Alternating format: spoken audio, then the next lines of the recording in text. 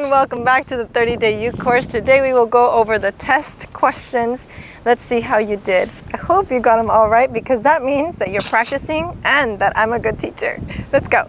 First, I asked you what finger picking pattern this was. This was something we practiced on day 2, and the picking pattern is P-I-M-I, P-I-M-I. Next, I asked you which rhythm I was clapping.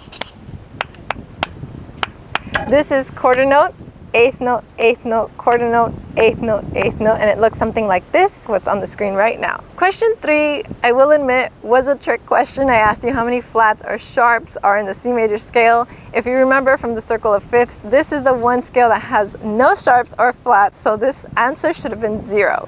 Next, I asked you which song I was playing. I played this. This is the intro to Hallelujah. What is a metronome? The metronome is what gives us the beats per minute that we've been using for practicing. So you can hear it as a click, and I told you can go to Google metronome, and that's a free metronome. Usually we're starting off at 60 and working things up to 100 beats per minute. So the metronome is the click that we use to practice.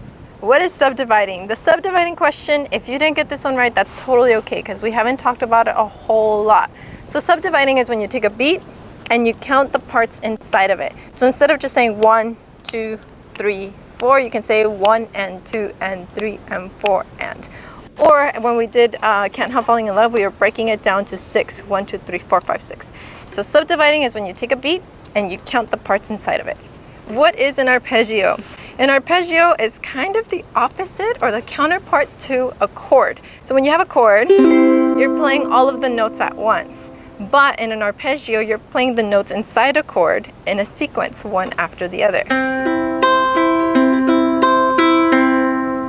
Next, I asked you how many beats are in a quarter note, and that's 1. And that's the same answer for the next one. How many beats are in a quarter rest? That's 1. 1 beat of playing for the quarter note, 1 beat of silence for the quarter rest.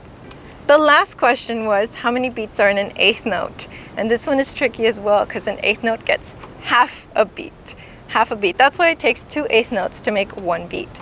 The bonus question should have been easy for you to get because I played Can't Help Falling in Love. If you are brave enough to tell us, let us know in the comments below how many of the questions you got right. More importantly, let me know which ones you got wrong because that will help me see where we need to spend more time with the course, and I can make a video that explains it a little better. Thank you so much for being a part of this 30-day Uke course. Come back tomorrow so that we start a new unit of study. See you there. Sayonara!